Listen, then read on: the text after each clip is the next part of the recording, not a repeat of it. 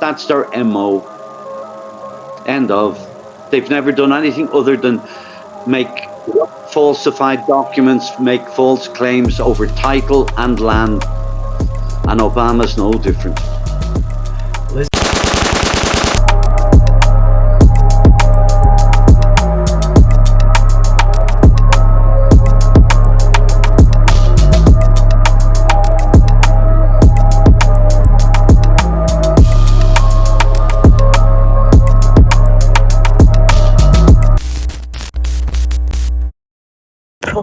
That you are alive.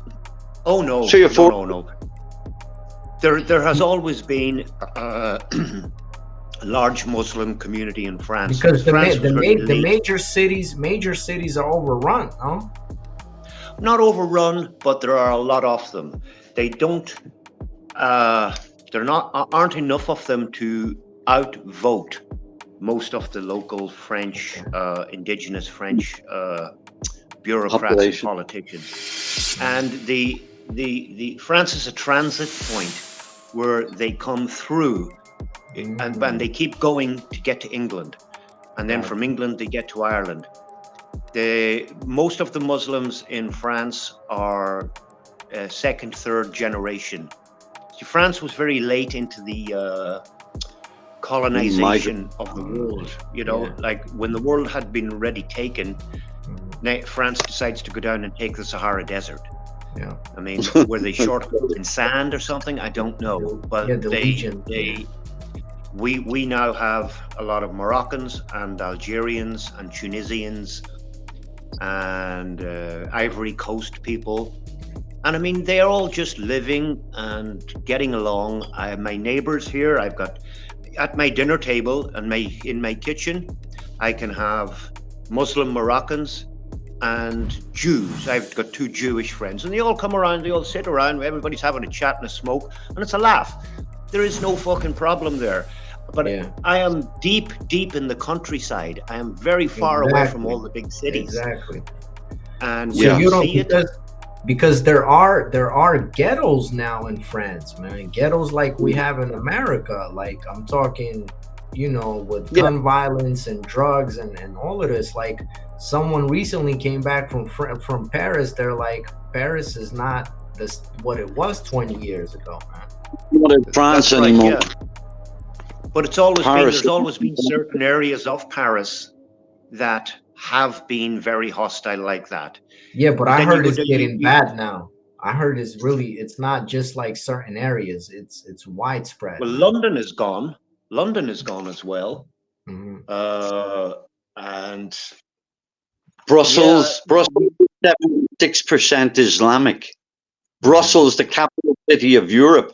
Yeah. And I could do Rotterdam, Amsterdam, the German cities, Copenhagen as well, you know, and there's Malmo in Sweden. The crime rate in Malmo is just that area of Sweden is compared to the rest of the country. And that's where this big enclave of hostiles are in Sweden. And the crime rate is off the roof. And the arms and drug abuse and trafficking and prostitution and all of that comes with it. And it's always in these ghettos and enclaves of these hostiles, unfortunately. What are some of the things that people can do to help your cause, Chief? Like, what is something you would like for people to hear, like something that all of us can do in order to help out what you're trying to do, man? Civil, find some way of saying no to government and no to the banking financial system. Refuse to pay certain things. I haven't paid road tax, car insurance. I don't pay street, parking meters, and tolls, any of that, the essential things, the electric bill, yes, but the rest I refuse to pay on grounds of protest. It's not my government, civil disobedience. If people stop paying their mortgage payments, if they stop paying the gas service, they might be without heat and whatever, but There are certain things that at the discrimination of the individual, they can refuse to pay and support out of protest. They can certainly not go along with the new educational system being imposed on our most innocent and helpless, our children. I have 5 grandchildren, you know, 5 grandchildren, my youngest being 5, 6 years old, and he's now being indoctrinated with all of these sex toys and all of this perversion in junior school by complete, you don't know even what they are. They don't even look human, you know? And this is in the textbooks of my grandkids in their schools. So until the people take the children out of the school and they say no to the Department of Education, no to your books, no to all of the mainstream media narrative and non-cooperation on every level. 150 years ago, when they were doing the elimination of many Irish people off the land, they sent a land agent, his name was Captain Boycott, over to a town in County Mayo on behalf of the great landowner. And this guy was like their sheriff, and he eliminated so many people off the land that the local townspeople decided they were going to totally ignore, ostracize him. And it became known as to boycott somebody. So everybody in the community would boycott Captain Boycott, so that nobody would give him a time of day, nobody would sell him feed for his horse, nobody would. He was dead socially. So to the point that him and his agents could no longer have any power. Nobody would respond to them. So this is the only way a civil disobedience movement can work. You totally ghost these people that are helping and supporting this new regime and anything to do with the implementation of all of these outside plans for our country and our future have to be destroyed by non-cooperation and people standing up and saying enough already. This is where I draw the line. My children, my grandchildren are not going to be infected or taken by this demoniac, hellish new ideal that they're trying to transpose on us by hook or by crook. And unfortunately, they have the crooks waiting. Listen, I'm going to take a quick side note. I wanted to ask both of you guys, is Tyson Fury part of the original Irish that were out the Vikings? Because I'm a big, Jim knows I'm a big boxing guy. Is Tyson Fury one of the? I'm surprised. Yes. Tyson Fury is Irish traveling stock. He's part of the Irish pikeys that are in England, you know, that had to migrate over there. Yes, he's definitely, and he's part of the Irish community. Do his shorts. Not just him. Yeah. Do you claim? Do you know this boxer called Andre Ward? Yeah, of course, Andre Ward. But I just wanted to ask. The Ward are also part of the same Irish traveling community. That's an Irish clan. So you know we have the king of the travel. There's Mickey Ward too. Mickey Ward was his brother. Mickey Ward was a great. But I wanted to ask you, do you claim Tyson Fury? Because to all the Irish people in the world, can they claim Tyson Fury as your Irish warrior? Yeah, very much. Well, nobody in Ireland would question that at all. Yes, it's by name and even by his own admission and his father's admission. He's Irish. They're Irish traveling stock. Yes, he has an affinity to England and the English. They grew up along with Englishmen, the same as themselves in the countryside of England, and respect is due. They came up in that soil and they're not hostile to it. So they recognize themselves as Englishmen, but also as Irishmen that grew up in England would be more the correct way they see themselves. I mean, Tyson Fury, he wears his colors that are Irish on his shorts and like that, and he's never denied it. And there's not too many Englishmen that would also lay challenge to the fact that he's essentially an Irishman, because he says so. And many others as well in the English boxing community, including in America, Andre Ward and others.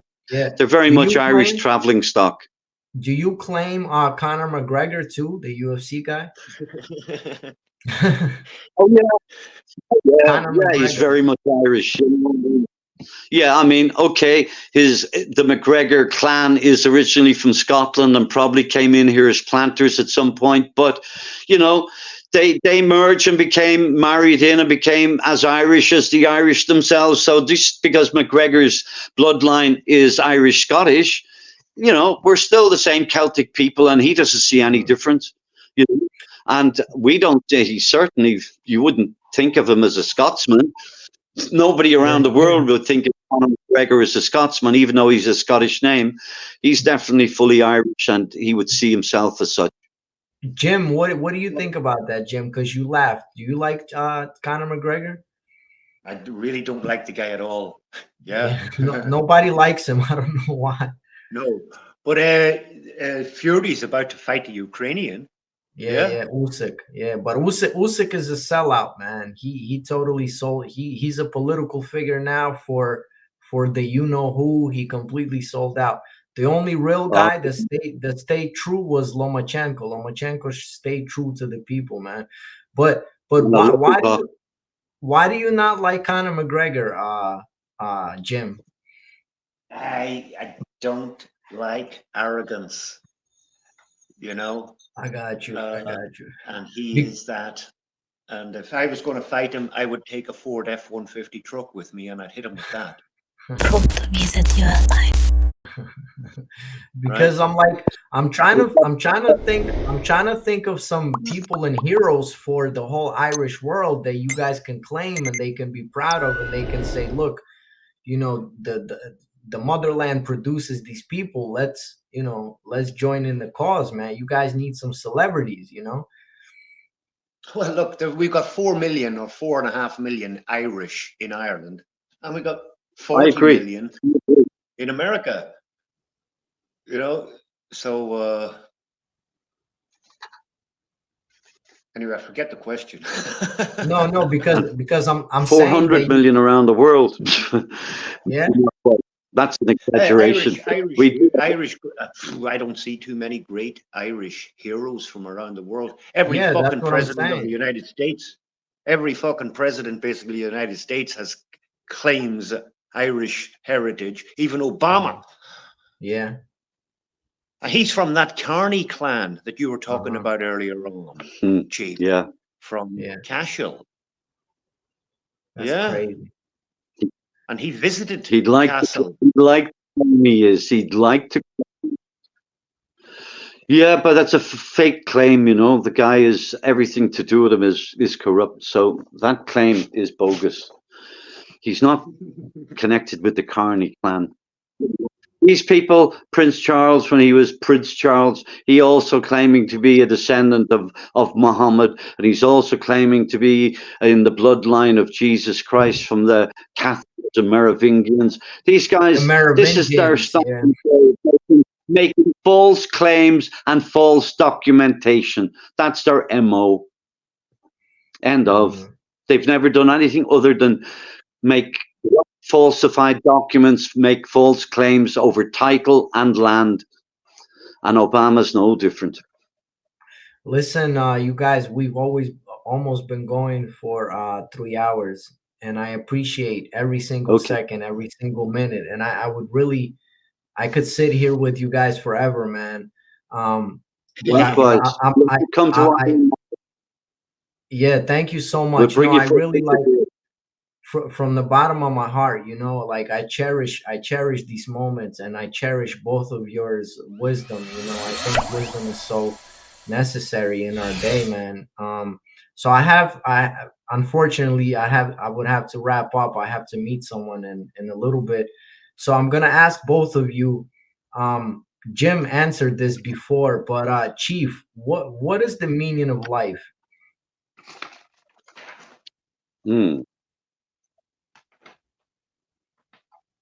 Life is a symptom of the existence and presence of spirit soul.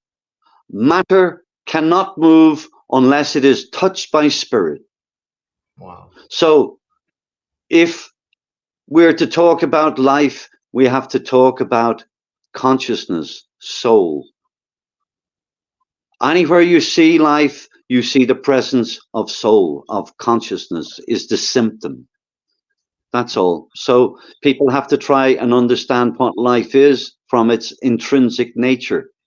Life is not something that you can get from a combination of chemicals or elements. Wow. It's not a combination of material particles. Consciousness is a symptom of life, and life is spiritual, and that is the only thing that animates dead matter. Matter cannot move unless it's touched by spirit.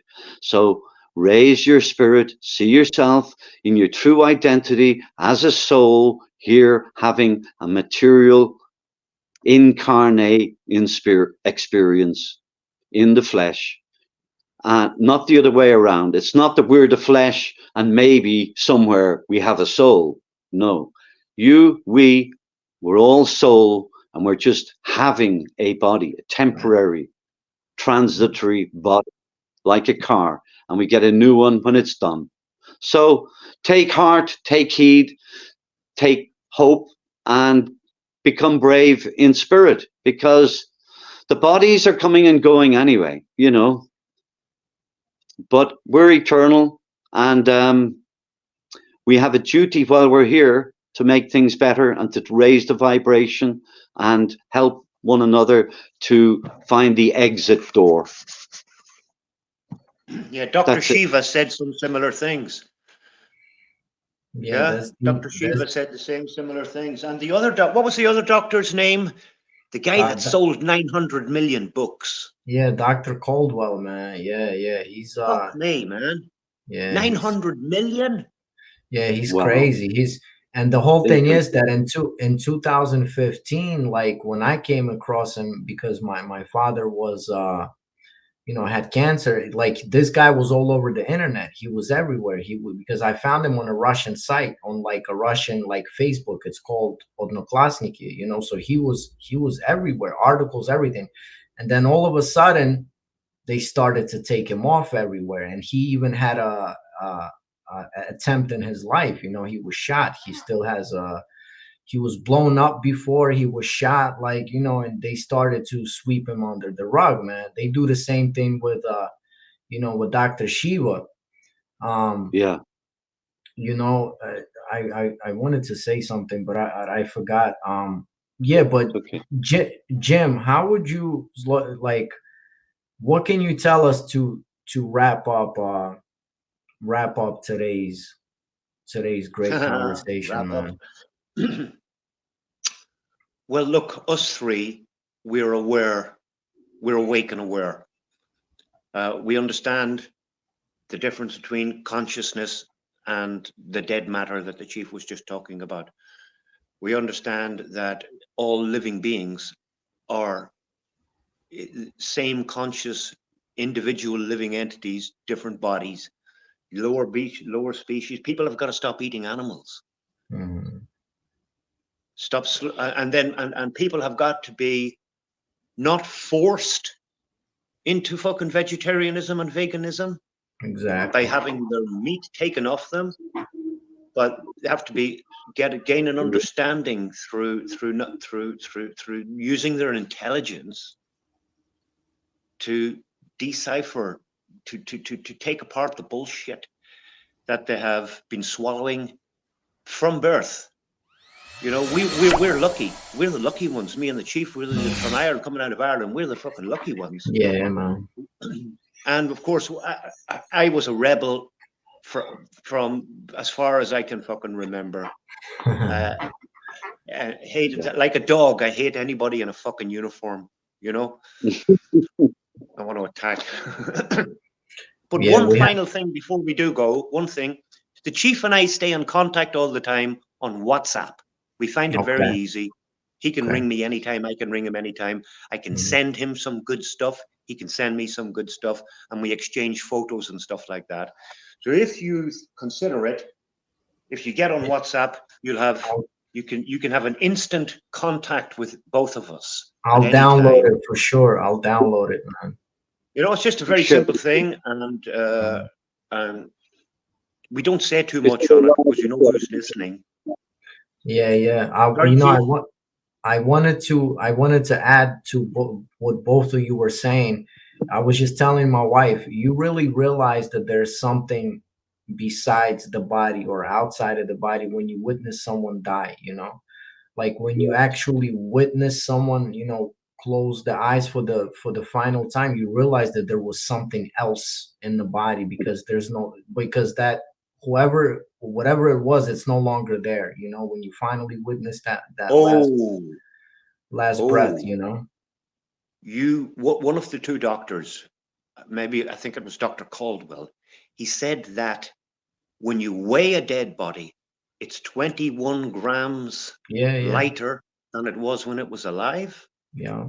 So you know what else? That the soul weighs 21 grams. 21 grams. You know what else is interesting is that and this is why I wish you guys like spoke some of the Slavic languages, because the information that's been available over there, it's mind-blowing. They also did this one thing where they took fingerprints. So they weighed the body before and after death, but they also take fingerprints scans before and after someone dies.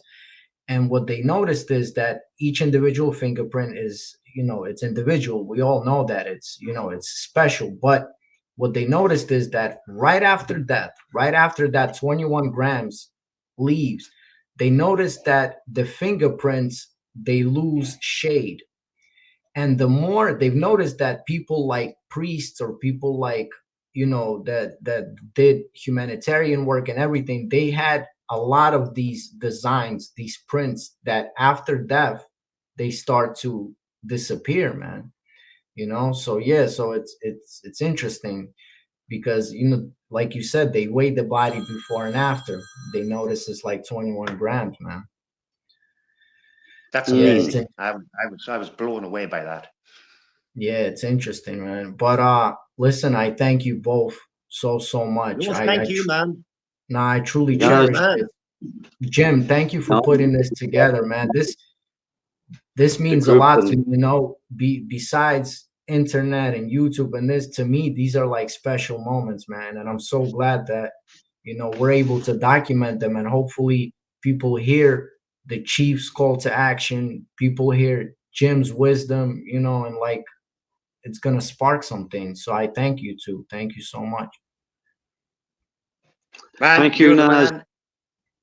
We really look forward to seeing and talking to you again in person. It would be wonderful. So if you ever think you're due a holiday from all the hard work you do and the timing is good, myself and Jim would love to maybe show you around our beautiful island here in due course of time.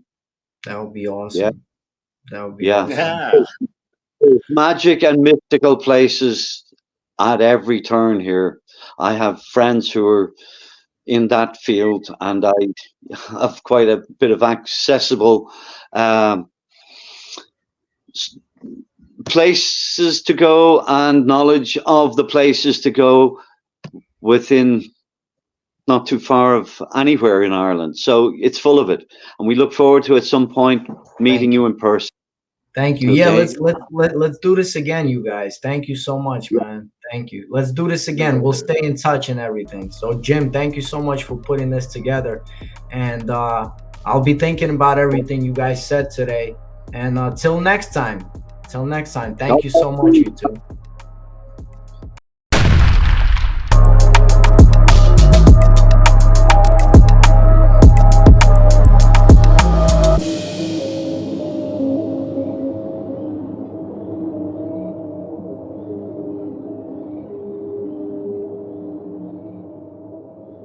Prata med ett göra